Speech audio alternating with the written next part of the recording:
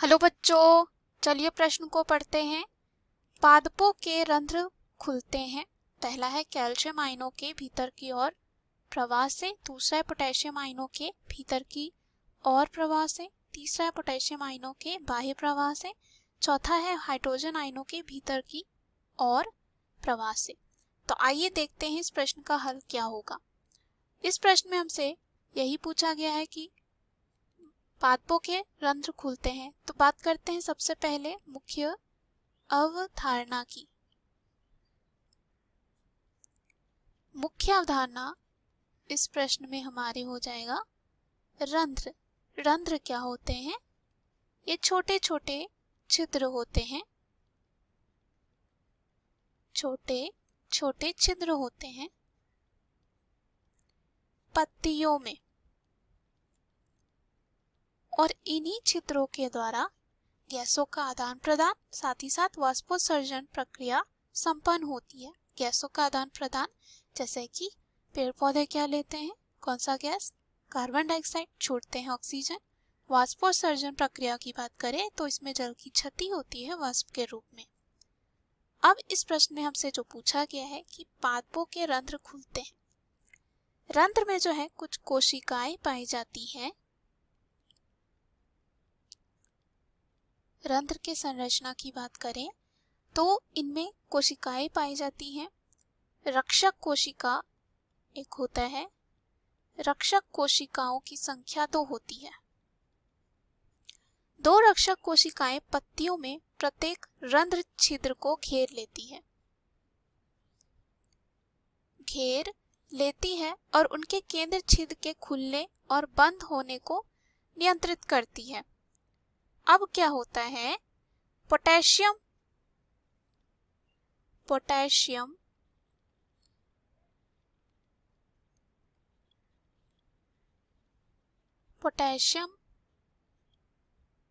आयनों का जो है महत्वपूर्ण कार्य होता है कोशिका गति और कह सकते हैं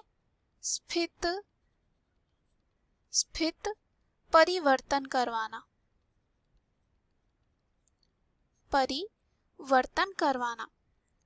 रंध्रों के खुलने और बंद होने के सबसे व्यापक रूप से हम एक स्वीकृत सिद्धांत है जो यहाँ पे ये कहता है कि रक्षक कोशिकाओं के स्फीति गति के कारण रंध्र खुलते हैं और बंद होते हैं। यहाँ पे कोशिका और पाई जाती है रंध्र में, द्वार कोशिकाओं की स्थिति में परिवर्तन पोटेशियम आयन जो होते हैं उनके अंतर प्रवाह और बहि प्रवाह यानी कि अंदर आने से और जाने से होता है। तो ऐसे हम कह सकते हैं अंदर आने और बाहर जाने से। जैसे ही पोटेशियम आयन जो है अंदर आएगा तो ये क्या हो जाते हैं? ये खुल जाते हैं। रंध्र क्या हो जाते हैं? खुल जाते हैं। और जैसे ही बाहर जाता है तो ये बंद हो जाते हैं। पोटेशियम आयन का प्रवाह रक्षक कोशिकाओं की जल क्षमता को कह सकते हैं कम करता है। इस प्रकार क्या होता है कि पानी आसपास की कोशिकाओं से रक्षक कोशिका में आ जाता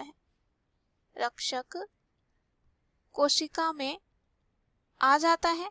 और द्वार कोशिकाओं की स्थिति में वृद्धि होती है जिस वजह से रंध्र खुल जाते